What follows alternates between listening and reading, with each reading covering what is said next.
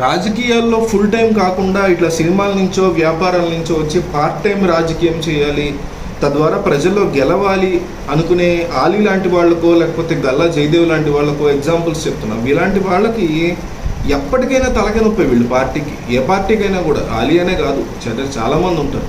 ఈ రకమైనటువంటి నేతలు పార్టీలకి ఎండ్ ఆఫ్ ద డే తలనొప్పి. ప్రచారం అప్పుడు బాగా ఉపయోగపడతారు, 4 ఓట్లు వస్తాయి వాళ్ళ వల్ల. కానీ ఈ మార్పులు చేర్పులు చేపట్టేటప్పుడు, సీట్లు ఇచ్చేటప్పుడు మాత్రం వాళ్ళకి గ్రౌండ్ రియాలిటీ అర్థం కాదు. ఫుల్ టైం పొలిటీషియన్స్ కాదు కదా వీళ్ళు. ఎన్నో సంవత్సరాల నుంచి పాలిటిక్స్లో ఉండి కుటుంబాల పరంగా పాలిటిక్స్లో ఉండేటువంటి వ్యక్తులు కాకపోవడం వల్ల ఏంటంటే వీళ్ళకి గ్రౌండ్ రియాలిటీ అర్థం కాదు, చెప్పినా అర్థం చేసుకోరు.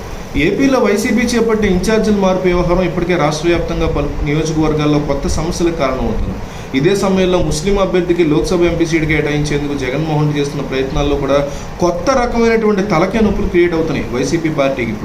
ఇప్పటికే పార్టీలో ఎంపీ సీటుకి పోటీ చేయించేందుకు అదే స్థాయిలో అంగబలం అర్ధబలం కలిగిన ముస్లింలు లేకపోవడంతో వైసీపీకి అండగా ఉంటున్న టాలీవుడ్ నటుడు ఆలీకి అవకాశం ఇవ్వాలని జగన్ భావిస్తున్నారు. అయితే ఇక్కడ సమస్య ఎదురవుతుంది.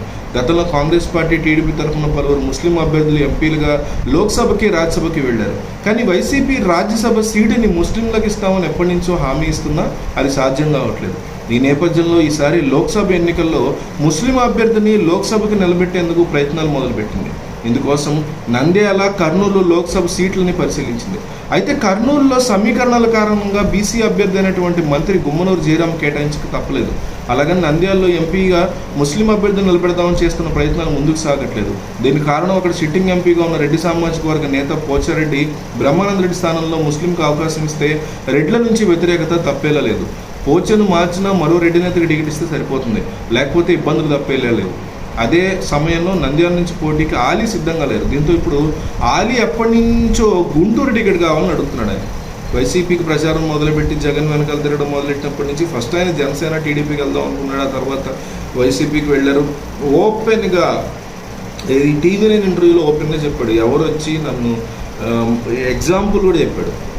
యాపిల్ పళ్ళు కొనడానికి వెళ్తాం, ఒకటి ఎక్కువ ఒకటి తక్కువ బేరం ఆడుతాం, ఎక్కడ మంచి లాభం వస్తే మనం అనుకుంటాము. అట్లాగే రాజకీయాల్లో కూడా ఎవరు నాకు మంచి ఆఫర్ ఇస్తే వెళ్తాను అంటే రాజకీయాలను అంత సిగ్గుమాలిన విషయంగా జనరలైజ్ చేస్తారు వీళ్ళందరూ. సో అది వేరే టాపిక్.